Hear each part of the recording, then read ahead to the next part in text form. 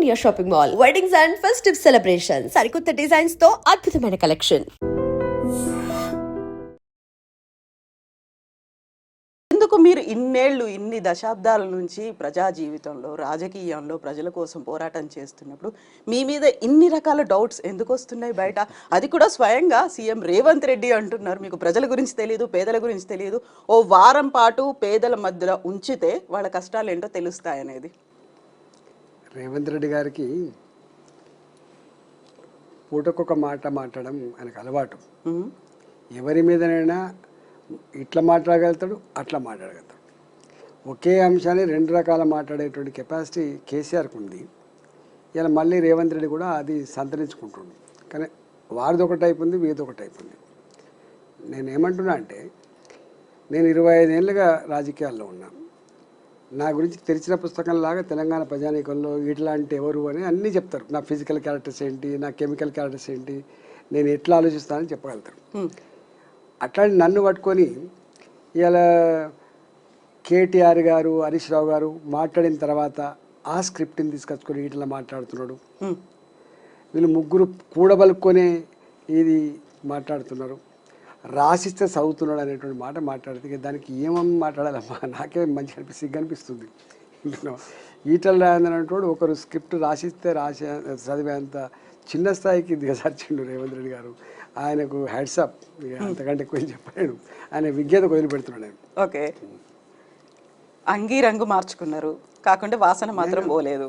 నేను ఒక్కటమ్మా, టీఆర్ఎస్లో ఉన్నా, బీజేపీలో ఉన్నా, రాజకీయాల్లో నుంచి బయటికి పోయినా కూడా నేను ఎప్పుడు కూడా పేదలకు రాజ్యం అన్యాయం చేస్తే, పేదల జీవితాల్లో మట్టి కొట్టే ప్రయత్నం చేస్తే, పేదలను దొంగలాగా చిత్రీకరించే ప్రయత్నం చేసి వీళ్ళు వాళ్ళ మీద అణచివేతకు గురైతే 100% నేను రియాక్ట్ అవుతాను. నీకు మొదటి నుంచి తెలుసు. నాట్ ఓన్లీ దిస్, నేను టీఆర్ఎస్ ఉద్యమంలో ఉన్ననాడు కూడా తెలంగాణ కోసం ఎట్లా కొట్లాడినామో, తెలంగాణ ప్రజల మీద అనేక రకాల ఇష్యూస్ వచ్చినప్పుడు, మీరు సాక్ష్యం, ప్రత్యక్ష సాక్ష్యం. ఇందిరా పార్క్ దగ్గర శాసనసభ సమావేశాలు జరుగుతున్నప్పుడు ఆనాటి ఎమ్మెల్యేగా కావచ్చు, ఫ్లోర్ లీడర్గా కావచ్చు, 20-25 టెంట్లు వేసుకొని వాళ్ళు సెకండ్ ఏఎన్ఎంలు కావచ్చు, వాళ్ళు విఆర్ఏలు కావచ్చు, వారి విఆర్ఓలు కావచ్చు, అంగన్వాడీ టీచర్లు కావచ్చు, వాళ్ళు కాంట్రాక్ట్ లెక్చరర్స్ కావచ్చు, కాంట్రాక్ట్ టీచర్లు కావచ్చు, అందరు టెంట్ వేసుకొని ఉద్యమాలు చేస్తున్నప్పుడు అన్ని టెంట్ల కింద మాట్లాడగలిగింది, సంఘీభావం చెప్పింది, మీకున్నా నేనని చెప్పింది ఎవరమ్మా? నేను కాదమ్మా. ఆనాడుకు వచ్చేసాను కదా. ఇవేను ఇంతెందుకమ్మా, ఆయనకు ఒకటి గుర్తు చేస్తున్నారు రేవంత్ రెడ్డి గారికి. ముఖ్యమంత్రి గారు కేసీఆర్ గారు మున్సిపల్ కార్మికులు సమ్మె చేసినాడు. 1700 మంది కార్మికుల్ని ఒక కలంపోటుతో తీసేసిండు. మీకు ఐడియా ఉండాలి. 2014 ఎండింగ్ 2015. ఎందుకు అంటే వాళ్ళు జీతభత్యాలు పెంచాలని చెప్పి మేము మున్సిపల్ కార్మికులను తెలంగాణ వస్తే మా బతుకులు బాగుపడతాయని చెప్పి మీరే చెప్పిండ్రు. అయ్యా మీరు చెప్పిన మాటలు గివి, మీరు ఇచ్చిన హామీలు గివి అని చెప్పి వాళ్ళ సమ్మె చేసిండు. సమ్మె చేస్తే 1700 మంది తీసేసినాడు. నేను మంత్రిగా ఉన్నా. నేను బాగా చెప్తూ ఒక్కసారి చెప్పినా మా సార్కి, ఆనాడు ముఖ్యమంత్రి గారికి 2 సార్లు చెప్పినాం. వినలేదు వారు. వినకపోతే నేను డైరెక్ట్గా ఆనాడు 1700 మంది కార్మికులు లిబర్టీ దగ్గర ఒక హాల్లో మీటింగ్ పెట్టుకుంటే ఆ మీటింగ్ కాడికి పోయి మాట్లాడి సంఘీభావం చెప్పొచ్చినమ్మా నేను. అంటే నా మంత్రి పదవి, ముఖ్యమంత్రి గారి విశ్వాసం కోల్పోయినాడు, మంత్రి పదవి పోద్దని తెలియదా అమ్మా? అదే పార్టీలో ఉండి అదే ప్రభుత్వంలో మంత్రిగా ఉండి అంటే వాళ్ళకి అర్థం కావాలి. రేవంత్ రెడ్డి గారికి తెలియాల్సింది అది. అంటే ఆర్థిక మంత్రిగా పనిచేస్తున్నాను, సీనియర్ లీడర్నల్లా నేను అప్పటికే కేసీఆర్ గారు రైట్ హ్యాండ్ అని, లెఫ్ట్ హ్యాండ్ అని ప్రచారం ఉంది. నేను చేసిన. ఇంతెందుకమ్మా ఇదంతా పక్క పెట్టు. జగమెరిన సమ్మె, ఆర్టీసీ కార్మికుల సమ్మె ఎట్లా జరిగింది, ఏం జరిగింది, ఎంతమంది చనిపోయినరు, రాజిరెడ్డి గారు ఆయన ఎవరో పెట్రోల్ పోసుకొని ఎట్లా తగలబడ్డాడు, దాని తర్వాత ఎట్లా ఎమోషనల్ అయింది మీకు తెలుసు. స్వయంగా ముఖ్యమంత్రి గారు అన్న మాట ఏంటంటే, కొంతమంది వేదవులు మా దాంట్లో ఉండి కొంతమంది సపోర్ట్ చేస్తున్నా కూడా చెప్పాడు. అంటే ఆనాడు ఆర్టీసీ కార్మికులు చేసే సమ్మె గంత అణచివేతకు గురి చేయొద్దని చెప్పి సంఘీభావం చెప్పినాడు అమ్మ మేము. అంటే మాకు తెలియదా, మేము ఇంతకుముందు చెప్పినట్టుగా మా మంత్రి పదవి పొద్దున తెలియదా, మంత్రి పదవి కోసం పెదవులు మూసుకున్నాం కాదమ్మా మేము. మంత్రి పదవి కంటే కూడా ఇవాళ ఆర్టీసీ కార్మికుల యొక్క సమ్మె న్యాయమని చెప్పి అనిపించింది. నా మున్సిపల్ కార్మికుల యొక్క సమ్మె న్యాయమని అనిపించింది కాబట్టి ఉన్నాం మేము. అంటే మేము అధికారంలో లేకపోయినా, అధికారంలో ఉన్నా, మంత్రి పదవులలో ఉన్నా పేదల కోసం తప్పించే మనిషినా కాదా అనేది తెలంగాణ సమాజం గుర్తుపెట్టుకోండి. ఇంతెందుకమ్మా ఇవాళ నేను ఇక్కడ 3-4 నెలలు అవుతుంది నేను ఎంపీ అయినా నేను 4 నెలలు అవుతుంది. నేను దాదాపు 25 రోజులుగా 2 నెలలు అవుతుంది దాదాపు 25-30 రోజులు నిరంతరంగా చెరువులలో కట్టుకున్నటువంటి ఇళ్ళ దగ్గరికి పోతున్నాను. నేను మురికి కాలువల మీద నిర్మించుకున్న గుడిసెకాడికి పోతున్నాను. నేను ఇవాళ ఈ మూసి ప్రక్షాళనపేట ఈయన చేస్తున్నటువంటి మామూలుగా లేదు కాదు, రణగుణ ధ్వనులు అవి చేస్తున్న పోతున్నా. ఏమనిపిస్తుంది అంటే రేవంత్ రెడ్డి గారు చెప్పే మాటకి చేసే పనికి పొంతం లేదు కాబట్టి ఇవాళ నాలాంటి గొంతు విప్పాల్సిన పరిస్థితి వచ్చిందని చెప్పి భావించి కాన్స్టాంట్గా నేను డే 1 నుంచి మొదలుపెడితే ఇవాళ వరకు కూడా ఇవాళ రేవంత్ రెడ్డి గారు చేస్తున్న ఈ చర్య తప్పు అంటున్నాను నేను. మేము పర్యావరణానికి వ్యతిరేకులం కాదు, మేము ప్రగతి కాముకులకు వ్యతిరేకం కాదు. మేము అన్యాయంగా, అక్రమంగా, దుర్మార్గంగా, చట్టానికి విరుద్ధంగా పేదల ఇళ్ళు కూలగొట్టి వాళ్ళ రోడ్ల పాలు చేసి వాళ్ళ కడుపులో మట్టి కొడుతున్నటువంటి దానికి వ్యతిరేకమని అంటున్నాం మేము. ఉల్టా ఇంకా వాళ్ళని కూలగొట్టుకుంటా వీళ్ళు దొంగలు, వీళ్ళు ఆక్రమించుకొని కట్టుకున్నారు, వీళ్ళ వల్లనే మొత్తం వరదలు వస్తున్నాయనేటువంటి చిత్రీకరణ ఏదైతే ఉందో అది తప్పంటున్నామమ్మా మేము. ఈవెన్ సేమ్ మూసి ప్రక్షాళన విషయంలో కూడా వీళ్ళు అనుకున్నట్టు చెప్తున్నట్టుగా ఈ మూసి మనకు కనపడేటువంటి ఇక్కడ ఏంటి మనం కింద డాంబరి షీట్లు వేసుకొని జీవించే వాళ్ళది ఇల్లు కాదు సుమా. ఇవాళ గుడిసెలలో ఉండే వాళ్ళ గురించి కాదు సుమా. ఇవాళ బాజప్తా లేఅవుట్లలో ఇల్లు కట్టుకొని కాలనీల రూపంలో ఉంటున్నటువంటి ఫణిగిరి కాలనీ, ఇవాళ ఇంజనీరింగ్ సిండికేట్ వాళ్ళు కట్టించినటువంటి అపార్ట్మెంట్స్, ఇవాళ మారుతినగర్ లాంటి పురాతనమైన చైతన్యపురి కాలనీలో కూడా ₹1 కోటి నుంచి 5 కోట్ల విలువైన ఇల్లుంటే వాడిని మేము కూలగొడతామని చెప్పి RBX రివర్ బెడ్ ఎక్స్ అని చెప్పి మార్కింగ్ చేసి ఇవాళ మేము ఇది బఫర్ జోన్లో ఉంది, ఇది FTLలో ఉందని చెప్పి భయపడతా ఉంటే ఇవాళ ఎవరమ్మా అసలు చెప్పండి. చాదరగట్టు చాలామంది ఏమనుకుంటుంటే చాదరగట్టు కాడ వరదలు వచ్చినప్పుడు కొట్టుకపోయే ముంపు గురేటువంటి గాగుడిసెలు అనుకుంటారు, అవి కాదు మేము మాట్లాడుతుంది. వాటికి తప్పకుండా ఒక పరిష్కారం చెప్పాల్సి అక్కడ ఉంది, అది వేరే విషయం. కానీ బాజప్తా పట్టా భూములు లేఅవుట్ చేయబడ్డ కాడ కొనుక్కొని బ్యాంకు రుణాలు తీసుకొని కట్టుకున్న బ్రహ్మాండమైన భవంతులను కూడా మేము కూలగొడతాం, ఇది బఫర్ జోన్లో ఉందని చెప్పి భయపెట్టించినప్పుడు ఇక అంతకంటే దుర్మార్గమే ఉంటుందమ్మా. వాళ్ళు లబోదిబోం అంటున్నారు. అందువల్ల ఇవాళ దాని గురించి నేను మాట్లాడాను. ఇవాళ KTR గారు, హరీష్ రావు గారు మాట్లాడినాడు, TRS పార్టీ రియాక్ట్ కాన్నాడు, ఇవాళ నేను రియాక్ట్ అయ్యాను. అయినా TRS పార్టీకి రియాక్ట్ అయ్యేటువంటి అధికారం లేదు. ఎందుకంటే వాళ్ళు కూడా మూసి ప్రక్షాళన పేరిట ఒక SPV ఫ్లోట్ చేసి దానికి సుధీర్ రెడ్డి గారిని చైర్మన్గా ఇచ్చి ఆఫీస్ కూడా పెట్టి వాళ్ళు ఏం చేసిండ్రు, వాళ్ళు కూడా మాట్లాడిన మాటలు ఉన్నాయి. కేసీఆర్ గారు 10,000 ఇల్లు కూలగొట్టాల్సి వస్తుంది, 20,000 ఇల్లు అందుకని వాళ్ళకి అధికారం లేదు. నేనుగా తప్పకుండా ఇవాళ ఇక్కడ జరుగుతున్నటువంటి ఈ హైడ్రా డ్రామా కావచ్చు, మూసి ప్రక్షాళనపేట జరుగుతున్నటువంటి ప్రజల ఇళ్ళ కూల్చివేత సంబంధించిన అంశం కావచ్చు, దీని మీద నేను కాన్స్టెంట్గా కొట్లాడుతున్నా. నేను ముఖ్యమంత్రి గారి బహిరంగ లేఖ కూడా రాశాను. నేను మూసి మంచినీళ్ళ లాంటి వాగు పారవలసిందే, నల్లగొండ విముక్తి కావాల్సిందే, ఇక్కడి ప్రజానీకానికి మురికి కంపు, దోమలు, ఈగల బాధ పోవాల్సిందని చెప్పి నేను కూడా అంటున్నా. కానీ దానికి ఒక పద్ధతి ఉంటుంది, ఈ పద్ధతి గురించి నేను ప్రశ్నిస్తున్నాను. నేను నీ మూసి ప్రక్షాళన గురించి కానీ, మోడరేషన్ ఆఫ్ మూసి కానీ, ఈ పర్యావరణ శాస్త్రవేత్తలు మాట్లాడేదానికి నేను వ్యతిరేకంగా మాట్లాడుతున్నాను. నేను ఇవన్నీ చేద్దాం, ఎట్లా చేద్దాం రా, నీకు నువ్వుగా చేస్తా అంటే ఎట్లయితే చెప్పండి. ఇవాళ రంగనాథ్ గారు ఉన్నారు, వారు ఓపెన్గా ఎవరికి నోటీసులు ఇవ్వాల్సి అక్కర్లేదు, నా పనే కూలగొట్టుడు, నాకు పైనుంచి ఆదేశాలు ఉన్నాయి అని చెప్పి సాటర్డే సండే ఏ కోర్టు లేని రోజు చూసుకొని కూలగొడతా ఉంటే కోర్టు అడిగిందమ్మా, అసలు మీకు తెలియదా హాలిడే వచ్చిందంటే మీరు ఇల్లీగల్ కూలగొట్టే అధికారం లేదనే విషయం తెలియదు అని చెప్పి ఇవాళ జడ్జి గారు ప్రశ్నించారమ్మా. మరి వాళ్ళకి ఎవరి దిక్కమ్మా మన నీళ్ళు కాకపోతే.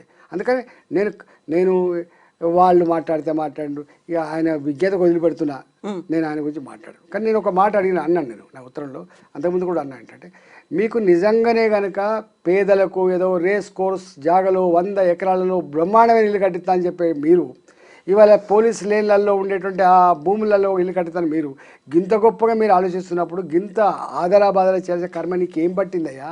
మూసి ఇవాళ వచ్చింది కాదు, మూసి వందల సంవత్సరాలుగా ఉన్నటువంటి నది అది. ఈ మూసి ఇవాళ పొల్యూట్ కాలేదు, 40-50 ఏళ్ళ క్రితం పొల్యూట్ అయినటువంటి నది ఇది. దీన్ని ఎట్లా ప్రక్షాళన చేయాలో ఇవాళ కాకపోతే ఇంకో 10 రోజుల తర్వాత చెయ్యి, 1 మంత్ తర్వాత చెయ్యి, నివృత్తి చేయాల్సిన బాధ్యత నీకు లేదా అనేది నా ప్రశ్న. అందుకల్లా నేను అన్నాను, ఇవాళ మీరు ఏదో 5,000 రూపాయలు ఇచ్చి మాట్లాడిస్తున్నారు, మీరు రెచ్చగొడుతున్నారు మీరు అనేది ఇది నిజమే అయితే మీ నిర్ణయమే నిజమని చెప్పి ప్రజలు భావిస్తే మీరు నేను ఇద్దరం కలిసి గన్మెన్ లేకుండా పోదాం, ఇటుపక్క ఒకరోజు పోదాం, అటుపక్క ఒకరోజు పోదాం, ప్రజలు ఏమంటారో విను. ఒకవేళ నిన్ను శబాష్ అని కనుక ప్రజలంటే నిన్ను ముక్కు నేలకు రాసి నా ఎంపీ పదవికి రాజీనామా చేసి ఇవాళ శబాష్ రేవంత్ రెడ్డి గారు అని చెప్పి నేనే చెప్పిపోతా అని చెప్పాను. ఇంతకంటే ఎక్కువ ఎంత చెప్పండి. అందుకని నాది ఏం మారలే, నా ఆలోచన మారలేదు, నా కమిట్మెంట్ మారలేదు, నా ప్రజల పట్ల నా తపన మారలేదు. ఎక్కడ అన్యాయం ఉంటుందో అక్కడ ఈటలో ఉంటాడు, ఈటలు బట్టి బెదిరిస్తే అదర కొడితే గివి చేస్తా గిట్లా భయపడ్డాడు కాదు. రాజశేఖర్ గారు ఉన్నప్పుడు మీకు తెలుసు, నేను నా రింగ్ రోడ్ల భూమి గుంజుకున్నప్పుడే ఇలా నా 120 కోట్ల భూమి 9 ఎకరాల భూమి గుంజుకున్నాడే, భూమి గుంజుకుంటావు కావచ్చు కాక కానీ నన్ను లొంగ తీసుకోలేమని చెప్పాను నేను. కేసీఆర్ గారు నా మీద ఎన్ని చేయాలని చేసిండు. ఇవాళ వీరు కూడా ఏముంటుంది అడగోలుగా వేస్తాడు మాటలు, ఏది పడితే అదే మాట్లాడుతుంటాడు, ఎవరి మీద పడితే వాళ్ళ మీద ఆరోపణ చేస్తాడు. కానీ తెలంగాణ సమాజానికి ఎవరు ఏందో తెరిచిన పుస్తకంలాగా ఉంది. నా జీవిత చరిత్ర ప్రజల కళ్ళ ముందు 25 ఏళ్ళుగా ఉంది. అందుకనే ఇలా నన్ను కేసీఆర్ గారు హుజురాబాద్లో ఎన్ని చేసిందమ్మా నా మీద, అంటే చేయని ప్రయోగం ఉందా, ఖర్చు పెట్టని పద్ధతి ఉందా, లొంగ తీసుకొని నాయకులున్నారా, ఇవన్నీ హామీలు ఉన్నాయి, అన్నీ చేసిండు. అన్నీ చేసిన తర్వాత కూడా కేసీఆర్ చేస్తుందా అన్యాయమైంది, దుర్మార్గమైందని చెప్పి పొందబెట్టారు. ఇవాళ రేవంత్ రెడ్డి గారు కూడా ఇవాళ మా మీద వీళ్ళు కాలకీయ కూటమి అని, మరి కాలకీయులు అంటే నాకు తెలియదు, రాక్షసులు వీళ్ళు సంఘ విద్రోహ శక్తుల లెక్క మీరు ప్రగతిని అడ్డుకుంటున్నారని చెప్పేది మాట్లాడుతున్నారు. ఇక ఆ విషయం మీద నేనేం మాట్లాడుతున్నానో ఏం చేస్తున్నానో, ఆయన ఏం మాట్లాడుతున్నా ఆయన ఏం చేస్తుండో జడ్జిమెంట్ చేయాల్సింది ప్రజలు తప్ప వేరే వాళ్ళు కాదమ్మా. రాజేంద్ర గారు, ఇప్పుడు హైడ్రాకి సంబంధించి బీజేపీలో డిఫరెంట్ వర్షన్ వినిపిస్తుంది అనేది అవుట్ రేట్గా ఇంకొక ఎంపీ రఘునందర్ గారు సపోర్ట్ చేస్తున్నారు. హైదరాబాద్ కూడా మరో వయనాడు కావాలా అనేది, అంతకుముందు వాళ్ళు చేయలేదు కాబట్టి వీళ్ళు కూడా చేయకుండా ఉండాలా అనే ఒక క్వశ్చన్. నేను కంప్లీట్గా మద్దతు ఇస్తున్నాను అనే మాట. అంటే ఒక మాట అమ్మా, మా పార్టీ డిఫరెన్స్ ఆఫ్ ఒపీనియన్ లేదు. స్వయంగా మా రాష్ట్ర పార్టీ అధ్యక్షుడు కేంద్ర మంత్రి కిషన్ రెడ్డి గారు ఉత్తరం రాసింది, మీరు చూడండి. మేము మాట్లాడుతున్నాం, మా పార్టీ అందరూ మాట్లాడుతున్నాం. వారికి అక్కడ లోకల్గా ఏమైనా వ్యక్తిగతమైన ఉండొచ్చు, కానీ వారిది కూడా రేవంత్ రెడ్డి గారి ప్రభుత్వం ఏ ప్రగతికామకమైన నిర్ణయం తీసుకుంటూ దానికి నాకు వెల్కమే కానీ పేదల ఇల్లు కూలగొట్టమని దానికి నా మద్దతు లేదు అని చెప్పిండు ఆయన. దేనికైనా ఒక లీగల్ ప్రొసీజర్ ఉంటుంది, ఆ ప్రొసీజర్ ఫాలో కావాలని చెప్పిండు ఆయన ఎక్కడ డిబేట్ కాలేదు. అందుకని భారతీయ జనతా పార్టీ ఒకటే వాయిస్తో ఉంది, ఒకటే ఎజెండాతో ఉంది, పేదల పక్షాన్నే ఉంది Bharatiya Janata party. So supreme court ఇచ్చినటువంటి తీర్పే అల్టిమేట్ తీర్పు, ఇంకా ఆ తర్వాత ఏ కోర్టుకు వెళ్ళినా లాభం ఏంటి? ఇప్పుడు వీళ్ళు హైకోర్టు దాకా వెళ్ళడం, లేకుంటే అక్కడ స్టేస్ తెచ్చుకోవడం అవసరమా అనే మాట రఘునందన్ అంటున్నారు. ఎవరు చేసినా ఒకటి మాట్లాడతారు. ఈవెన్ సుప్రీంకోర్టు ఆఫ్ ఇండియా కూడా జడ్జిమెంట్ ఇవ్వచ్చు, హైకోర్టు కూడా జడ్జిమెంట్ ఇవ్వచ్చు. మారిన పరిస్థితులకు అనుగుణంగా ఎప్పటికప్పుడు ఇట్లాంటి ఇష్యూస్ని సమీక్షించాల్సిన బాధ్యత ప్రభుత్వాల మీద ఉంటుంది, కోర్టుల మీద ఉండదు. కోర్టులకు ఏముంటుందమ్మా, ఇప్పుడు చెరువులు వాటర్ బాడీస్ డిస్మాండిల్ చేయొద్దు. కానీ సుప్రీంకోర్టు జడ్జిమెంట్ ఉన్నప్పటికి కూడా ఇవాళ బతుకమ్మకుంట ఎక్కడ పోయింది, యూసుఫ్ కూడా చెరువు ఎక్కడ పోయింది, మాసెప్టాంగ్ చెరువు ఎక్కడ పోయింది? ఇంతెందుకమ్మా, నీ హుస్సేన్ సాగర్ మక్తా కట్టబడేటువంటి మొత్తం కాలనీలు కట్టబడ్డాయి. ఆ తదుపరి కదా మీకు ఇది వచ్చింది, ఈ రోడ్ వచ్చింది, నక్లెస్ రోడ్ వచ్చింది. నక్లెస్ రోడ్ వచ్చిన తర్వాత కూడా కదా ఈ జలవిహారాలు వెలిసినాయి. నక్లెస్ రోడ్ వచ్చిన తర్వాతనే కదా ఇవాళ అనేక రకాల ఫుడ్ కోర్టులు అయినాయి, అక్కడ పెద్ద జాతర లెక్క అయినాయి. అందుకని ప్రభుత్వాలు చేసినాయి. ఈవెన్ ఇంతెందుకు కరీంనగర్లో ఉన్న కలెక్టరేట్ కూడా చెరువులో కట్టబడ్డదే, మునిగిపోయింది. కమలాపూర్లో కట్టబడ్డటువంటి ఎంఆర్ఓ ఎంపీడో ఆఫీస్ ఒక చెరువులో మునిగిపోయిందే. ఇవాళ ఇక్కడ చాలా చెరువులు ఇప్పటికీ డిస్మాంటిల్ అయిపోయినాయి. ప్రభుత్వమే చేసింది, ప్రభుత్వమే డిస్మాంటిల్ చేసి ప్రజల అవసరం కోసం వాడుకున్నది ప్రభుత్వమే. అక్కడక్కడ ఈ చెరువులలో పట్టాలు ఇచ్చింది, 60 గజాలు 80 గజాలు పట్టాలు ఇస్తే 40 ఏళ్ల క్రితం 50 ఏళ్ల క్రితం వాళ్ళు ఇల్లు కట్టుకున్నారు. వాళ్ళు కొంతమంది అయితే అసలు ఈ పట్టాలు పొందినప్పటికి కూడా మళ్ళీ ఎప్పుడైనా ఇబ్బంది అవుతుందని చెప్పి ఎల్ఆర్ఎస్ కింద రెగ్యులైజ్ చేసుకున్నారు. గుర్తుపెట్టుకోండి, ప్రభుత్వాలు ఇచ్చినాయి అవన్నీ. దాని మీద వాళ్ళను ఒక వ్యూ తీసుకోవాల్సి అక్కడ ఉండదు. గత ప్రభుత్వాలు చేసినటువంటి తప్పుకు చెంపలేసుకొని వాళ్ళ ఇంటి జాగకు వాళ్ళ ఇల్లు కట్టుకునేటువంటి దానికి వాల్యూ కట్టించి వాళ్ళకి ఎక్కడ రీప్లేస్మెంట్ చేసేటప్పుడు వాళ్ళకి అమికబుల్గా ఒక సొల్యూషన్ ఉండాలి. కానీ నువ్వు అర్ధాంతరంగా పోయి ఇప్పుడు ఏమైపోయిందంటే బయట జనానికి అంతా ఏం తెలుస్తుందంటే వీళ్ళంతా దొంగల్లాగా సొరబడి కట్టుకున్నారు అనుకుంటాను. వీళ్ళు దొంగల్లాగా సొరబడి కట్టుకోలే. వీళ్ళకు బాజాప్తా ప్రభుత్వమే పట్టాలు ఇచ్చింది. లేదా పట్టా భూములలో ఈ చెర్లల్లో ఉండేటువంటి ఈ ఎఫ్ఆర్ఎల్ లోపల ఉన్నటువంటి బఫర్ జోన్ భూములు కానీ లేదా ఎఫ్టీఎల్ భూములు కానీ ఈ భూములకు ఆనాడు ఇదే ప్రభుత్వాల అధికారులు వాళ్ళకు లేఅవుట్లకు పర్మిషన్ ఇచ్చిండ్రు, వాళ్ళకు బ్రహ్మాండంగా పర్మిషన్ ఇచ్చిండ్రు కట్టుకోవడానికి, లోన్లు కూడా తెచ్చుకొని కట్టుకున్నారు. అట్లాంటి వాటిలలో దొంగలు అంటే ఏమైందమ్మా, బాధ అనిపించదా చెప్పండి. అందుకనే రేవంత్ రెడ్డి గారు ఇట్లాంటి అన్నీ ఉన్నాయి కాబట్టి, అనేక రకాల జటిలమైన సమస్యలు ఉన్నాయి కాబట్టి కేస్ బై కేస్ స్టడీ చేయాలి. నేను ఒక చిన్న ఎగ్జాంపుల్ చెప్తా. ఈవెన్ గవర్నమెంట్ భూములలో కూడా కట్టుకునే వాళ్ళు ఉన్నారమ్మ. జొన్నల బండ అని చెప్పి అలవాలు పక్కపడి, ఓల్డ్ అలవాలు పక్కపడి ఉంటుందండి. అదొక 27 ఎకరాలు 25 ఎకరాల భూమి. అది సర్ప్లస్ ల్యాండ్ కింద వదిలిపెట్టబడ్డ భూమి. అంటే అక్కడ ఒక ఆయన ఎక్కడ అని ఇదని అడిగినాడు. నేను ఇక్కడనే పుట్టే సార్ అన్నాడు. నీ వయసు ఎంత అని అడిగినాడు. నాది 67 సంవత్సరాలు చెప్పాడు. అంటే 67 సంవత్సరాల క్రితం ఇక్కడే పుట్టిన మనిషి, అంటే వాళ్ళ తాతను తండ్రి వచ్చింది. గప్పుడు కట్టుకున్న కాలనీకి ఇవాళ వచ్చి నోటీసులు ఇచ్చిందమ్మా. వాళ్ళు అంతా ఒడ్డెరులు, వాళ్ళు ఎంత ఏమంటే చెప్పండి. ఇట్లా అనేకం ఉన్నాయి. ఇవాళ ఒక్క మాటలో చెప్పాలంటే సాటర్డే సండే వచ్చిందంటే హైదరాబాద్లో ఉన్న పేద ప్రజలంతా కూడా కంటి మీద కొనుక్కు లేకుండా ఎటువైపు నుంచి డోజాలు వస్తాయని చెప్పి బిక్కుమంటూ బతికే వాతావరణం కల్పించిండ్రు. ఇవాళ ఇంత జరుగుతున్నా కూడా రేవంత్ రెడ్డి గారు మాత్రం ఎక్కడగా ఉద్యోగాలు వచ్చినాయి, వాళ్ళకి సర్టిఫికేట్లు ఇవ్వాలి. వీళ్ళు నియామక పత్రాలు ఇచ్చే కాడ కూడా హైడ్రా గురించి మాట్లాడుతున్నాడు, కూల్చివేత గురించి మాట్లాడుతున్నాడు. నువ్వు ఎక్కడ మైకు దొరికినా ఈ మధ్య కాలంలో హైడ్రా గురించి మాట్లాడతాడు, కూల్చివేత గురించి మాట్లాడతాడు.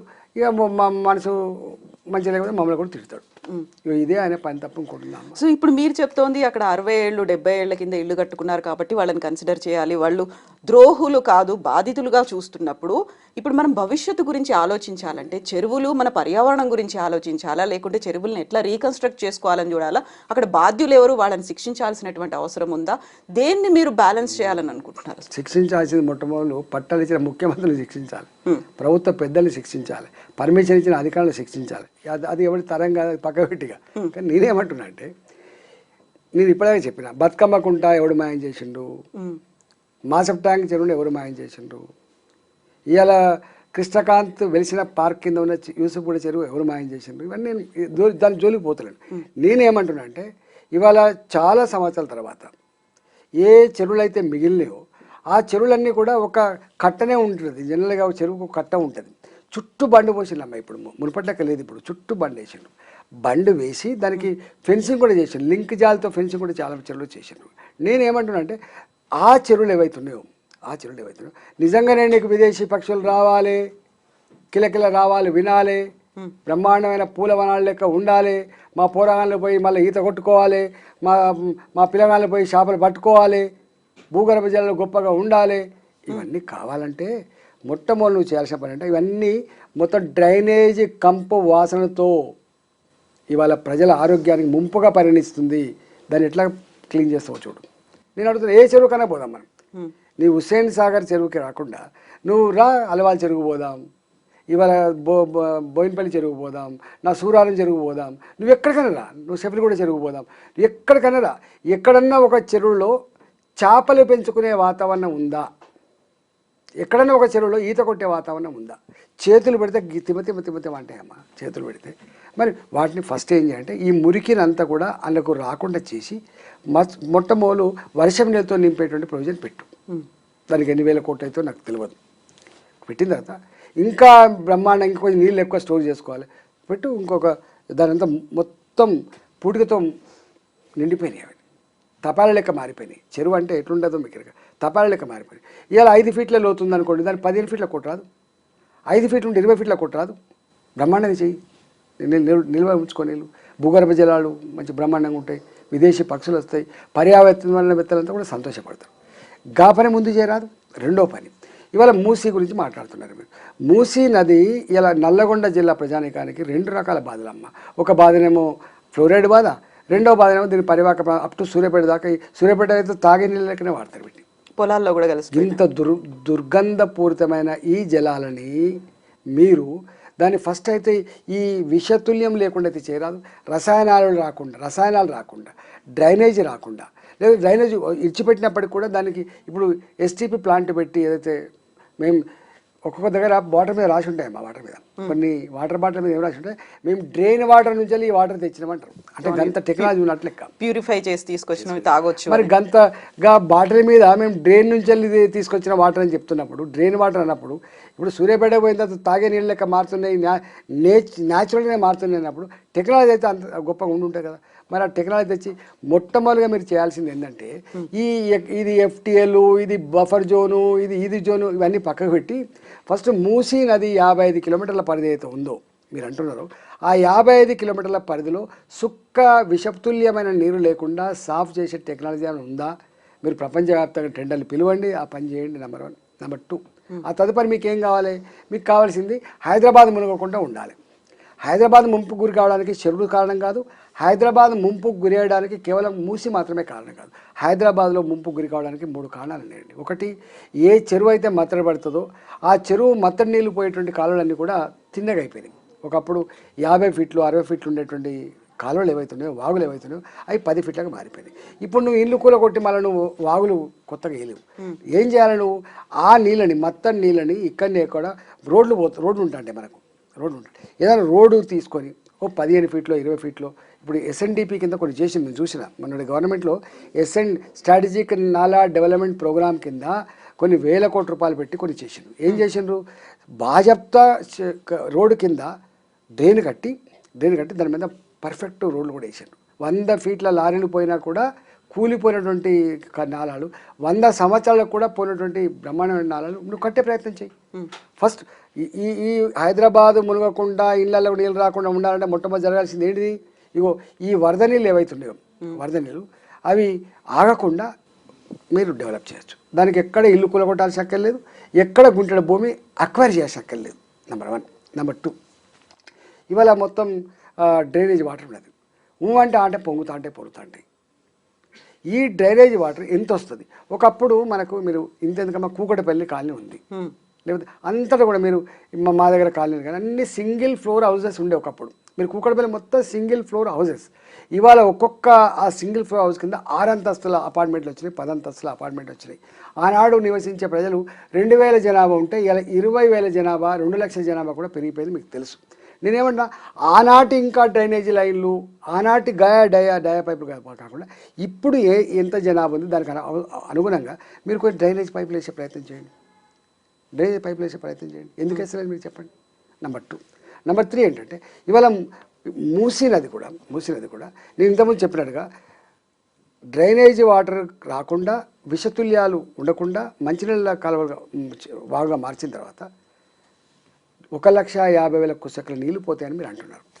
ఈ 1,50,000 క్యూసెక్ల నీళ్లను క్యారీ చేసే కెపాసిటీ ఉన్న మూసీ కావాలి. అది ఎంత విడ్త్ ఉండాలి, ఎంత డెప్త్ ఉండాలి, దానికి మంచిగా సిమెంట్ వాల్స్ ఎట్లా కట్టాలి ప్లాన్ చేయండి. గప్పుడు ఈ 1,50,000 క్యూసెక్ల నీళ్ళు పోవడానికి ఈ వాగు సరిపోయినప్పుడు అక్వైర్ చేద్దాం. వాళ్ళ బిల్డింగ్ ₹1 2 కోట్ల రూపాయల వాళ్ళకి మాట్లాడు. వాళ్ళకు పక్కకి ఎక్కడైనా మీరు కట్టిపిస్తారా, లేకపోతే ఎక్కడైనా గవర్నమెంట్ ల్యాండ్లో కట్టిపిస్తారా, వాళ్ళకి ₹1 కంపెన్సేషన్ ఇస్తారా? చెయ్యి, ఎవడొద్దంటాడు మీరు. కానీ ఇవన్నీ ఈ ప్రైమరీని ఇవన్నీ ఏం చేయకుండా, నువ్వు డిపిఆర్ఏ లేకుండా, టెండర్లే లేకుండా, పైసలు ఏందో తెలియకుండా నువ్వు ఫస్ట్ కూలగొట్టే ప్రోగ్రామ్ పెడితే ఎట్లా అంటే ఇవన్నీ చేసుకుంటా ఏది ముందు చేయాలో అది ముందు చేస్తలేడు, ఏది చివరి చేయాలి, ఇవన్నీ ఎప్పుడు చేయాలంటే చివరి చేయాల్సి కాదు. గత్యంతరం లేక ప్రజలారా ఇది పరిస్థితి. 1,50,000 క్యూసెక్లు నీళ్లు పోవాలంటే దీని బెడ్ విడ్త్ గింత ఉండాలి, దీని డెప్త్ గింత ఉండాలి, అందుకనే మాకు గింత కావాలి పెట్టు. ఇప్పుడు ఎంత ఇస్తలేరమ్మా.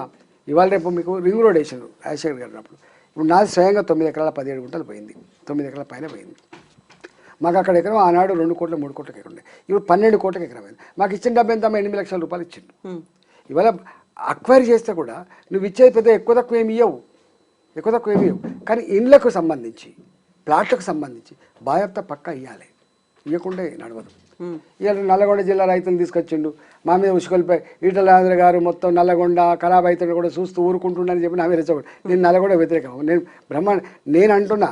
ఇవాళ నల్లగొండ ఒకటి కాదు, ఇక్కడ మొదలు పెడితే నల్లగొండ సూర్యాపేట దాకా ఏ చెరువులు అయితే ఈ మూసి నీళ్ళతో నింపుతుండ్రో ఆ చెరువులన్నీ కూడా ఇవాళ చేపలు లేకుండా పోయినాయి.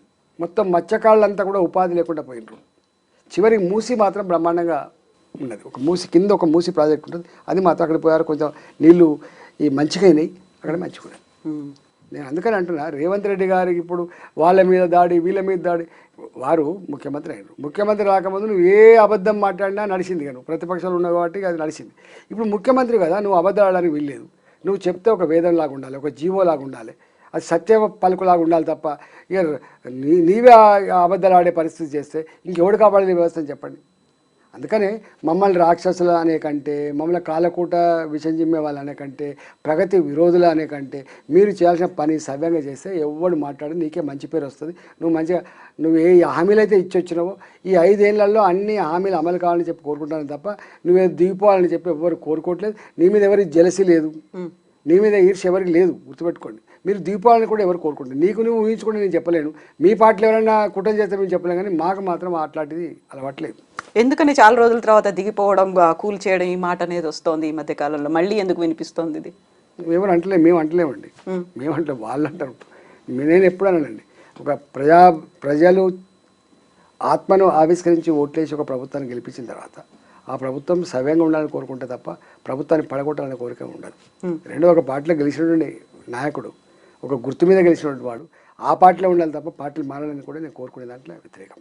మూడవది, ఒక పార్టీలో కొనసాగుతున్నప్పుడు ఏదో స్వార్థం కోసం మనకు వాడి వెళ్ళిపోతే కూడా తప్పు అనిపిస్తుంది. ఇప్పుడు నన్ను ఎల్లగొట్టిండు మెడలు బట్టి.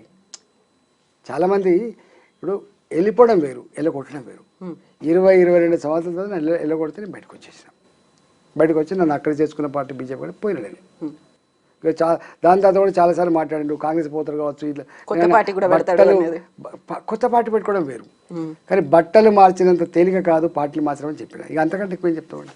అందుకని మేము కొన్నిటి కట్టుబడి ఉన్నాం. మేము సమాజంలో అందరూ ఉండాలండి, సమాజంలో అన్ని రకాల మనుషులు ఉండాలి, గుర్తుపెట్టుకోండి. అట్లా అప్పుడే ఇప్పుడు నువ్వు ఏది చేసినా కూడా పట్టించుకోలేదు అంటే, ఇప్పుడు ఆయన కొట్లాడలేదా? ఇప్పుడు కేసీఆర్ గారు ప్రభుత్వం ఉండే, ఆయన కొట్లాడలేదా? నేను నిజంగా ఒక మాట అంటున్నా, కేసీఆర్ గారు ఆనాడు తప్పులు చేసినాడు, ఈయన మాట్లాడిన ఏ మాటలు అయితే ఉన్నాయో అవన్నీ మళ్ళీ వినమంటున్నాను నేను. ఇళ్ళ కూల్చివేతల మీద ఇంతెందుకు, ఇప్పుడు అయ్యప్ప సొసైటీలో కేసీఆర్ గారు కూల్చివేస్తున్నప్పుడు ఈయన మాట్లాడిన ఉపన్యాసం వినమని చెప్పండి, నేనేమంటలేను. అన్నీ వారు మాట్లాడి, నేను అంటున్నా అధికారం లేనాడు మాట్లాడిన మాటలు అధికారం వచ్చిన తర్వాత తప్పైతాయా మరి? అంటే ఎన్ని అడ్డదారులైనా తొక్కి అబద్ధాలైనా ఆడి అధికారమే ఎజెండాగా నువ్వు బతికితే దానికి ఎవడేం చేయలేడు. ఇక మీ నైజం అది ఉన్నట్టు. మీరు అమెరికాలో పోయి మాట్లాడి కూడా అదే, ప్రజలు మోసం చేయాలని కోరుకుంటారట, ప్రజలే మోసం చేయాలని కోరుకుంటారట, అబద్ధాలు చెప్పేవాళ్ళని నమ్ముతారట. ఇక దానికంటే ఇంకేం చెప్తాం, ఇక అబద్ధాలు నమ్ముతారు ప్రజలు అన్నప్పుడు దానికి ఆన్సర్ లేదు. సో ఇప్పుడు అబద్ధాలు చెప్పడాన్ని నమ్మడం లేకుంటే హామీలు వీటికి సంబంధించి చూస్తే లేటెస్ట్గా వచ్చినటువంటి హర్యానా, జమ్మూ కాశ్మీర్ ఎలక్షన్ రిజల్ట్స్ని ఎట్లా చూస్తున్నారు మీరు? డెఫినెట్గా ఇప్పుడు ఒకటండి, కాంగ్రెస్ పార్టీ మధ్యకాలంలో ఒక ప్రచారం ఎత్తుకుంటుంది, అయిపోయింది బీజేపీ పోతుంది అని చెప్పి వాళ్ళు అనుకుంటున్నారు, ప్రజలు అనుకోవాలి అది. ఇప్పుడు హర్యానాలో అనేక రకాల ఈక్వేషన్స్ ఉంటాయి కదా, 10 ఏళ్ళు పరిపాలన చేసింది, ఢిల్లీని ఆనుకొని ఉంటుంది. ఇలా హిమాచల్ ప్రదేశ్ జీతాలు లేని పరిస్థితికి వచ్చింది. ఎవరున్నారు అక్కడ? కాంగ్రెస్ ప్రభుత్వం. కర్ణాటక ఎన్ని గ్యారంటీలు ఇచ్చిండ్రు, ఎన్ని హామీలు ఇచ్చిండ్రు, ఇవాళ ఏం పరిస్థితి వచ్చింది? చివరికి స్వయంగా ముఖ్యమంత్రులే స్కాముల ముఖ్యమంత్రులే ఎల్లిరుకుండా మీరు చూసిండ్రు. ఇవాళ తెలంగాణ వచ్చింది, తెలంగాణ వచ్చిన తర్వాత ఇప్పుడు 9 నెలలు అవుతుంది. ఒక్క రైతు రుణమాఫీ చేయడానికే గిరికిలు కొడుతున్నారని ఇలా అర్థమైపోతుంది. అందుకని నాకు తెలిసి దేశవ్యాప్తంగా కాంగ్రెస్ పార్టీ అలవి కాని హామీలు ఇచ్చి కొన్ని అబద్ధపు ప్రచారాల పునాదుల మీద ప్రజలు నమ్మించే ప్రయత్నం చేస్తుంది. అక్కడక్కడ సక్సెస్ కూడా అవుతుంది. జాగ్రత్తగా ఉండాలని చెప్పి ప్రజలు భావించే పరిస్థితి వచ్చింది. కాబట్టే ఇలా హర్యానాలో ఫలితం వచ్చింది. జమ్మూ అండ్ కాశ్మీర్ ఇప్పుడు మాకు ఉన్నది, మాకు గొప్ప శక్తి వచ్చినట్టే. జమ్మూ అండ్ కాశ్మీర్లో ఏ భావన ఉంటుంది, ఏ ఫిలాసఫీ ఉంటుంది, అదంతా నేను చెప్పాల్సి అక్కర్లేదు. అక్కడ ఎవరు ఉంటారు, ఏం చేస్తారని నేను చెప్పాల్సి అక్కర్లేదు. అయినా బ్రహ్మాండంగా వచ్చింది. 29 సీట్లు ఏమో 30 దాకా వస్తున్నట్టు. 90లో 30 అంటే భారతీయ జనతా పార్టీ గొప్పగా విజయం సాధించినట్టు లెక్క. కాశ్మీర్లో ఏముంటుందో మీకు తెలుసు. ఇప్పుడిప్పుడే తేరుకుంటుంది. ఒకనాడు భారత్లో భాగం కాదన్న ప్రాంతం, భారత జెండాను అవమానించిన ప్రాంతం, మేము సపరేట్ దేశంగా ఉంటామనే ప్రాంతం, 370 ఆర్టికల్తో వాళ్ళు కాలం గడిపిన ప్రాంతం నుంచి 370 ఆర్టికల్ ఎత్తేసి ఇలా ఓట్లల్లో పాల్గొనేటువంటి స్థాయికి వచ్చింది. ఒకప్పుడు మీకు తెలుసు 5% ఓట్లు 10% ఓట్లే పోలైన స్థాయి నుంచి ఇలా 50% ఓట్ల పోలయ్యే స్థాయికి వచ్చింది కదా. అంటే భారత ప్రజాస్వామ్య ప్రక్రియలో ఆ ప్రజలంతా భాగమైనరు. అదే విజయం భారతీయ జనతా పార్టీకి. భారతీయ జనతా పార్టీకి విజయం గవర్నమెంట్ ఏర్పాటు చేయడం విజయం కాదు. భారతీయ జనతా పార్టీ విజయం అక్కడ 370 ఆర్టికల్ రద్దు కాబడ్డది. ఒకే దేశం ఒకే చట్టం అమలు కాబడ్డది. Number 1. Number 2, Jammu and Kashmir ఎన్నటికీ భారత్లో భాగమైనటువంటిది బట్టబయలైంది. ఎవడు కూడా కన్నెత్తి చూడడానికి వీల్లేదు నాకు కూడా కానీ ఒక హెచ్చరిక పంపించింది. జమ్మూ అండ్ కాశ్మీర్ ప్రజలు ఎన్నడూ ఓట్లలో భారత ప్రజాస్వామ్యాన్ని లెక్క చేయలేదు, భారత ఎన్నికల ప్రక్రియని లెక్క చేయలేదు, వాళ్ళు ఓట్లలో పాల్గొనలేదు. ఇలా ఓట్లలో పాల్గొనే ఒక విజయంగా భావిస్తాను. 4వ విజయం ఇలా 30 సీట్లు, దాదాపు 29-30 సీట్లు రావడం అనేది గొప్ప విజయంగా మేము భావిస్తాం. కాకుంటే నేషనల్ కాన్ఫరెన్స్ అక్కడ గవర్నమెంట్ని ఏర్పాటు చేస్తారు. వాళ్ళు అంతకుముందు ఎప్పుడు వాళ్ళే కదా. ఇప్పుడు నేను చెప్తున్నా ఒకప్పటికి ఇప్పటికి ఎంత మార్పు వచ్చింది చూడండి. అయితే ఇప్పుడు మీరు రైతుల గురించి చెప్పినప్పుడు వెరీ రీసెంట్గా బీజేపీ ఎల్పీ రైతు దీక్ష చేసింది. అక్కడ యూనిటీ అనేది కనిపించలేదు. బీజేపీ ఎంపీలు ఎమ్మెల్యేలు అందరూ అక్కడ పార్టిసిపేట్ చేయలేదు, ఇంక్లూడింగ్ 2 కేంద్ర మంత్రులు ఉన్నారు తెలంగాణ రాష్ట్రానికి. దీంతో పాటుగా ఇంకో మాట వినిపిస్తోంది, 8 మంది బీజేపీ ఎంపీలు ఏం చేస్తున్నారు, రాష్ట్రానికి రావాల్సినటువంటి నిధులు కావచ్చు, స్పెషల్ గ్రాంట్స్ అనేవి ఉన్నాయి, వీటితో పాటుగా లేటెస్ట్గా వచ్చినటువంటి వరదలకు సంబంధించి ఆంధ్రప్రదేశ్లో 1000 కోట్లు ఇస్తే మన దగ్గర 440 కోట్లు మాత్రమే ఇచ్చారు, సగం కూడా రాలేదు అనేటువంటి మాటలు. యూనిటీగా మీరు ఫైట్ చేయట్లేదు. తప్పమ్మ అదంతా. మేము వచ్చి 4 నెలలు అవుతుంది. మేము ఆల్రెడీ ప్రధానమంత్రి గారిని ఒకసారి కలిసినాం. కలిసి 35% ఓట్లు సాధించిన పార్టీ, మన మీద అపారమైన విశ్వాసాన్ని ప్రకటించినటువంటి రాష్ట్రానికి తప్పకుండా అన్ని విధాలు ఆదుకోవాలని చెప్పినాం. ఇప్పుడే కదా వచ్చింది, పోవాలి వీళ్ళు అన్నీ ఇవ్విచ్చినా కూడా కేంద్రం డైరెక్ట్గా నేరుగా ఇన్ని డబ్బులని ఇవ్వదు. సెంట్రల్లీ స్పాన్సర్ స్కీమ్స్ ఉంటాయి, వాటిల్లో కొన్ని డబ్బులు వస్తాయి. నేషనల్ హైవేస్ ఉంటాయి, రైల్వేస్ ఉంటాయి, కొన్ని కేంద్రమే చేసేట్టు ఉంటాయి, కొంత ఎక్కువ కేటాయింపులు ఉంటాయి. ఇప్పుడు 33,000 కోట్లతోటి ఈ రైల్వే ప్రాజెక్టులు అమలు కోసం ప్రయత్నం చేస్తున్నాం. ఇప్పటికే 1,00,000 కోట్ల రూపాయలతోటి నేషనల్ హైవేస్ నడుస్తూ ఉన్నాయి. ఇంకా దాని గురించి ప్రోగ్రెస్ ఉంది. డెఫినెట్గా ఇక్కడ గతంతో పోలిస్తే మీరు ఎక్కడ తెలంగాణ వ్యాప్తం చూడండి, ఇవాళ నేషనల్ హైవేస్ కన్స్ట్రక్షన్ ఒకప్పుడు తెలంగాణ రాకముందు 2,500 కిలోమీటర్లు, ఇవాళ 5,000 కిలోమీటర్లు అయినట్టుంది నాకు తెలిసి. ఎప్పుడో 2,500 కిలోమీటర్లు అప్ టు 2014 వరకు ఉంటే, 55-60 సంవత్సరాలు ఉంటే, ఇవాళ 10 ఏళ్లలో ఇవాళ 2,500 కాదు 5,000 కిలోమీటర్లు వచ్చినట్టుంది నాకు తెలిసి. మీరు నల్లగొండకు పోతే, మీరు ఖమ్మం పోతారు అనుకోండి, నగరకాల నుంచి ఒక రోడ్డు పోతుంది, దాని ముందరికెళ్ళి ఒక రోడ్డు పోతుంది, ఒక ఖమ్మంకి 2 నేషనల్ హైవేస్ ఉన్నాయమ్మా లింకు. ఇలా ఎక్కడైనా చూడండి మీరు ఎంత నేషనల్ హైవేస్. అందుకని ఇవాళ ఈ గవర్నమెంట్ మమ్మల్ని నిందించేది పక్కకు పెట్టి మీకు ఏం అవసరాలు లేవో ప్రభుత్వానికి నివేదిస్తే తప్పకుండా మేము ఉన్నదే రాష్ట్ర ప్రగతి కోసం, రాష్ట్ర అభివృద్ధి కోసం తప్ప మేము ఇక్కడ కాంగ్రెస్ గవర్నమెంట్ ఉంది కాబట్టి మాకు డబ్బులు రావని చెప్పేంత ఉంటామండి. మేము కలిసామండి ప్రధానమంత్రి గారు, కలిసి 2 మాటలు చెప్పాం. తెలంగాణ మీద ప్రత్యేక దృష్టి పెట్టండి అభివృద్ధి విషయంలో అని అడిగినాం. మేము డెఫినెట్గా పెడతా అని చెప్పి. బడ్జెట్ కేటాయింపులు లేవు అనే ఏం కేటాయింపులు? అందుకనే అన్నాం బడ్జెట్ కేటాయింపులు తెలంగాణకి ఇంత, లేకపోతే ఆంధ్రప్రదేశ్కి ఇట్లా ఉండదమ్మా. జనరల్గా వాళ్ళ డిపార్ట్మెంట్ల వారిగా డబ్బులు ఉంటాయి, డిపార్ట్మెంట్ల వారిగా ఉంటాయి. ఇప్పుడు నేను ఒక మాట చెప్తాను, నేను ఆర్థిక మంత్రిగా పనిచేసాను కదా. FRBM రుణమే అది, ఎవరిచ్చేది ఏం లేదు. రుణం మనకున్నటువంటి రుణ పరిమితిని బట్టి జిఎస్డిపి ఎంత ఉంటుందో దాంట్లో మనకు 25% లోన్ తీసుకోవచ్చు. 20% జిఎస్డిపిలో 25% వరకు లోన్ ఉంటుంది. ఇప్పటికే 37% తీసుకున్నామమ్మా, 37% తీసుకున్నాం. FRBM రుణాలు కావచ్చు, గ్యారెంటీ రుణాలు కప్పితే 37% రుణం తీసుకున్నాం ఇప్పటికే. వీళ్ళు చెప్తున్నారు 7 లక్షల కోట్లు అంటున్నారు కదా. 7 లక్షల కూడా నాకు తెలిసి జిఎస్డిపి ఇప్పుడు ఇంకా పెరిగినట్టున్నది. 14 లక్షల కోట్లు, 15 లక్షల కోట్లు, మరి 16 లక్షల కోట్లు నాకు లేటెస్ట్గా తెలియదు. కానీ ఇప్పుడు నేను అప్పటికే 37% ఉండే, ఇవాళ జిఎస్డిపిలో వీళ్ళు చెప్పే 7 లక్షల కోట్ల అప్పు నిజమైతే దాదాపు నాకు తెలిసి 50% జిఎస్డిపి రుణం పొందినట్లు లెక్క. ఇంకెక్కడ వస్తుంది? 25% కానీ దొడ్డిదారిన, దొంగదారిన వాటర్ కార్పొరేషన్ పెట్టి, డ్రింకింగ్ వాటర్ కార్పొరేషన్ పెట్టి ఎత్తుకున్నాం. ఇంకెక్కడ ఆపింది చెప్పండి? నెంబర్ 1. నెంబర్ 2, మనకు ట్యాక్స్ డెవల్యూషన్ ఉంటుంది. అది నీ చేతులు ఉండదు. 15th ఫైనాన్స్ కమిషన్ నిర్ణయిస్తుంది ఏ రాష్ట్రానికి ఎంత రావాలి, ఎంత పర్సెంటేజ్ రావాలి. దాని ప్రకారంగా నాకు తెలిసి ఇప్పుడు 2% తగినట్టుంది. ఒకప్పుడు నేను కొత్తగా ఆర్థిక మంత్రి అయినప్పుడు ఆంధ్రప్రదేశ్ కాంటెస్ట్లో 2.9 దాకా వచ్చింది. అంటే మొత్తం ట్యాక్సేషన్లో మన షేర్ 2.93 ఉండే. ఇవాళ నాకు తెలిసి 2% వచ్చింది. ఎందుకంటే మనం అన్నింటిలో చాలా గొప్పగా అభివృద్ధి చెందినామని చెప్పి న్యూయార్క్ లాంటి హైటెక్ సిటీ కనబడుతుంది. కాబట్టి మనం పర్ క్యాపిటా ఇన్కమ్ ఎక్కువ ఉందని, లిటరసీ ఎక్కువ ఉందని చెప్పి ఇట్లా రకరకాల ఇండికేటర్స్ మనకు అదైనాయి. కాబట్టి మనకి ట్యాక్స్ డెవల్యూషన్ 2% వస్తుంది. ఇది కేంద్ర ప్రభుత్వం ఎవరున్నా కూడా, రేపు తెలంగాణ నుంచి వెళ్ళి ప్రధానమంత్రి అయినా కూడా 15th ఫైనాన్స్ కమిషన్ నిర్ణయించిన ప్రకారంగానే ట్యాక్స్ డెవల్యూషన్ వస్తుంది తప్ప దానికన్నా భిన్నంగా రాదు. అవగాహన ఉండాలి. నెంబర్ 2. నెంబర్ 3 ఏంటంటే సెంట్రల్లీ స్పాన్సర్ స్కీమ్స్ అని ఉంటాయి. ఇప్పుడు NRHM, ఉపాధి హామీ పథకం, లేకపోతే ప్రధానమంత్రి Sadak Yojana, central road fund, ఇట్లాంటివన్నీ కూడా వాళ్ళది 60, మనది 40. ఒక్క ఉపాధి హామీలో మాత్రం వాళ్ళది 90% అయితే మనకు 10% ఉంటుంది. ఇట్లా వాళ్ళు ఖర్చు పెడతామని డబ్బులు వస్తూనే ఉంటాయి.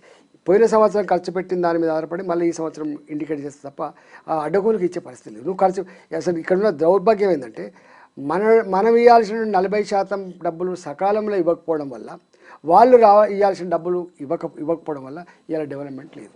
ఒక్కొక్కసారి ఏమవుతుందంటే కేంద్ర ప్రభుత్వం ఇచ్చిన పైసలే ఖర్చు పెట్టి రాష్ట్ర ప్రభుత్వం తన వాటా ఇవ్వకపోవడం వల్ల నెక్స్ట్ టైం వచ్చేదానికి కూడా విఘాతం ఏర్పడుతుంది. మీకు దానివల్ల కేంద్ర ప్రభుత్వం నేరుగా గ్రామ పంచాయతీలకు ఇచ్చే పర్ క్యాపిటా ఇన్కమ్ ఏదైతే ఉందో నేరుగా గ్రామ పంచాయతీలకు వేసింది. గ్రామ పంచాయతీలకు వేసినప్పుడు కూడా వాళ్ళు ఖర్చు పెట్టకుండా వీళ్ళు ఏం చేసిండ్రు, కలెక్టర్ని పెట్టి లాక్ చేసి పడేసిండ్రు. లాక్ చేసి కరెంటు బిల్లు కట్టిపించిండ్రు, జీతాలు ఇప్పించిండ్రు. వీళ్ళు ఏదో గొప్ప చెప్పుండ్రు. ఏ కేంద్ర ప్రభుత్వం రూపాయి ఇస్తే మళ్ళీ వీళ్ళు రూపాయి జమ చేయను, వీళ్ళు రూపాయి జమ చేయకుండా ఆ వచ్చిన రూపాయిని కూడా కరెంటు బిల్లు కట్ చేసి ఇచ్చిండండి. 3 ఏళ్ళుగా ఇలా గ్రామ పంచాయతీ నిధులు లేవు. అందుకనే మనం అంత ఈజీ కాదు. మనం ఇలా వీళ్ళు చెప్తున్నది ఎక్కడ కూడా ఇప్పుడు ఈ ఆపద వచ్చింది, కొంత ఇచ్చిన డబ్బు, కొంత నష్టం వచ్చిందని ఇచ్చిండ్రు. అట్లనే రాబోయే కాలంలో నిజంగా స్పెసిఫిక్గా ఉంటే మొన్న అమృత్ నగరాల కింద ఇచ్చిండ్రు డబ్బులు. అమృత్ స్కీమ్ కి సంబంధించి స్కామ్ జరిగింది అనే మాటతో పాటుగా స్కామ్ గురించి అక్కడ కాంగ్రెస్ అండ్ బీజేపీ ఒకటే అయ్యాయి, మేము ఎన్ని ఆధారాలు చూపించినా ఎందుకు స్పందించట్లేదు అనేది బీఆర్ఎస్ చెప్తాం. మేము ఇలా నగరాల అభివృద్ధి చెందాలని చెప్పి అమృత్ నగరాల కింద, స్మార్ట్ సిటీస్ కింద డబ్బులు ఇస్తున్నాం. రాష్ట్ర ప్రభుత్వం చూసుకోవాలి. ఇప్పుడే మేము టక్కన స్కామ్ జరిగినటువంటి టెండర్లు అయినాయి. టెండర్లలో బాగా చెప్తా వాళ్ళు రింగ్ అయిపోయి ఎవరికి ఇచ్చుకోవాలో వాళ్ళకి ఇచ్చుకున్నారు. జనరల్గా ఓపెన్ టెండర్లు పెడితే పారదర్శకంగా ఉంటే 10% లెస్సో 15% లెస్సో ఇట్లాంటివి వస్తాయి. వీళ్ళు ఏం చేస్తారు, పెద్దోళ్ళని పిలుచుకుంటారు, ఎక్కడో కూర్చొని 0.25 ఎక్సెస్, లేకపోతే ఇంత ఎక్సెస్ అంత ఎక్సెస్ అని చెప్పి ఏదో వేసుకుంటారు. ₹1 నష్టం జరగదు ఇస్తారు. ఇంకా పని జరిగితే కదా తెలిసింది ఆ పని ఏమవుతుంది, ఎట్లా క్వాలిటీ అవుతుంది, అది అనదర్ సబ్జెక్ట్. కానీ ఇచ్చింది అంటున్నాను. గట్టిగా సహకారం అందిస్తున్న కేంద్ర ప్రభుత్వం నిందించడం మానుకోవాలి. ఇస్తే ఇచ్చినని చెప్పాలి. లేకపోతే ఇవి ఎవరి డబ్బులండి? ఇలా రేవంత్ రెడ్డి గారు చెప్పిన డబ్బైనా, మోడీ గారు చెప్పిన డబ్బైనా, లేకపోతే మున్సిపాలిటీ వచ్చే డబ్బైనా, ఇవన్నీ ప్రజలు పన్నులు కడితే. ఒక కారు కొనుక్కుంటే నువ్వు ఎంత డబ్బు కడతావు, ఒక ఇల్లు కట్టుకుంటే నువ్వు ఎంత డబ్బు కడతావు, నువ్వు ఒక సారసీస కొంటే ఎంత డబ్బు కడతావు, నువ్వు ఒక సారీ కొంటే ఎంత డబ్బు కడతావు, అన్నీ పన్నులు కడితేనే కదా. ఏ ముఖ్యమంత్రి అయినా, ఏ ప్రధానమంత్రి అయినా, ఏ పార్టీ అయినా వాళ్ళ సొంత జేబులకి వెళ్ళి తీర్చేయాలని వాళ్ళే అంటారు కదా. రేవంత్ రెడ్డి గారు చెప్పండి, నేను ఒక ₹5 బిల్లు నేను ఆ జేబులకి ఖర్చు పెట్టండి, ప్రజలకు కట్టిన పనులకే మేము ఖర్చు పెడతామని ఆయనే చెప్పబట్టి, దానికి ఎవరైనా డబ్బులే కదా. దేశం ఖర్చు పెట్టినా, రాష్ట్రానికి ఖర్చు పెట్టినా, ఇక్కడ GHMC ఖర్చు పెట్టినా ప్రజల డబ్బులే. కాబట్టి 100% అక్కడ పారదర్శకంగా ఉంటుంది తప్ప వీళ్ళు చెప్పినట్టుగా 50,000 కోట్లు తెలంగాణకు ఇయ్యరు, సాధ్యం కాదు. ఇప్పుడు వెరీ హాట్ టాపిక్ కన్వెన్షన్కి సంబంధించి, ఆ కూల్చివేతకు సంబంధించి డిఫరెంట్ వెర్షన్స్ అనేది వినిపిస్తున్నాయి. ఫస్ట్ బీఆర్ఎస్ వెళ్ళింది, కూల్చకుండా వెనక్కి వచ్చింది. కాంగ్రెస్ గవర్నమెంట్ వెళ్ళింది, కూల్చేసింది అన్న తర్వాత కొండా సురేఖ చేసినటువంటి వ్యాఖ్యలు కూడా తీవ్రమైనటువంటి దుమారం. ఆ తర్వాత వచ్చినటువంటి ఎక్స్టెన్షన్, బీసీ మహిళ మాట్లాడుతోంది, ఆమె మీద ఇంతలా అటాక్ చేయకండి అనేది. ఈ ఎంటైర్ ఎపిసోడ్ని మీరు ఎట్లా చూస్తున్నారు? అసలు అంటే కన్వెన్షన్ కూలగొట్టడానికి నేను వ్యతిరేకిస్తలేను, కానీ దాని లీగల్ ప్రొసీజర్ పాటించకుండా అత్యంత దుర్మార్గం కూల్చివేదాన్ని వ్యతిరేకిస్తున్నాను నేను.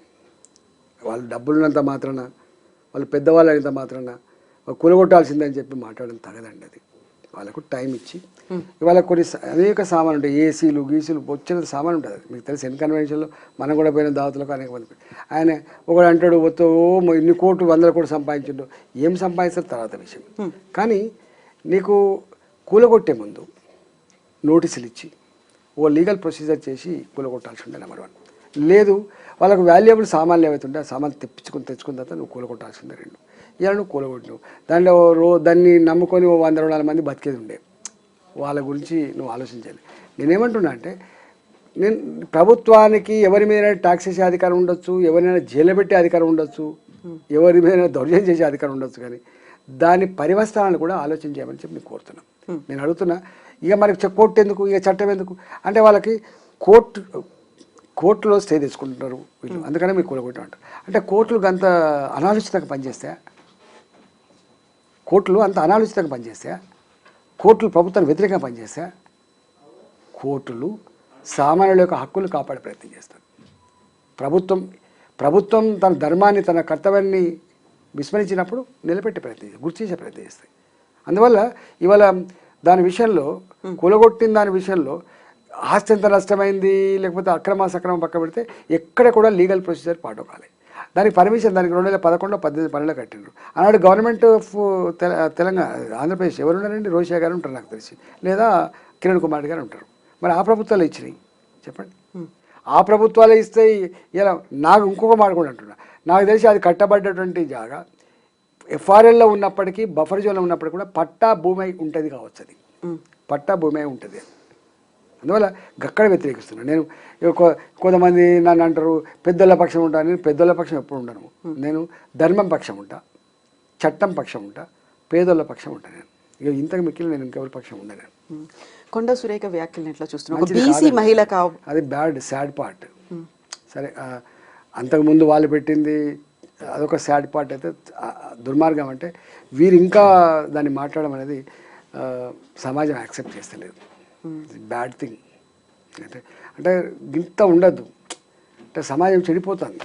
అంటే పాలకుల మీద ఏ గౌరవం ఉండను.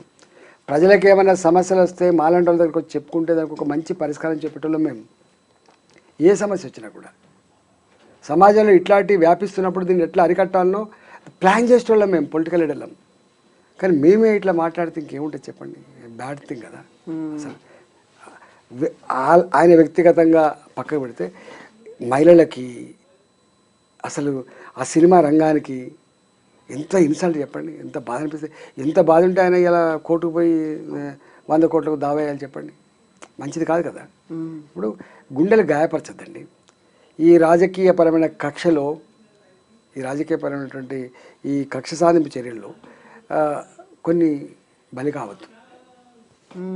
సో ఇప్పుడు లాస్ట్ క్వశ్చన్, బీజేపీకి అధ్యక్షుడు ఎవరు అవుతారు? ఇప్పటిదాకా ఎలక్షన్స్ తర్వాత మారుతుంది అనేది, ఆ తర్వాత వీళ్ళు పేర్లన్నీ బోల్డ్ అని వినిపించిన తర్వాత ఈటెల రాజేందర్ ఉన్నారు అందులో? తెలియదండి వాళ్ళు ఎవరిని పెట్టుకుంటారు, ఎప్పుడు పెట్టుకుంటారు.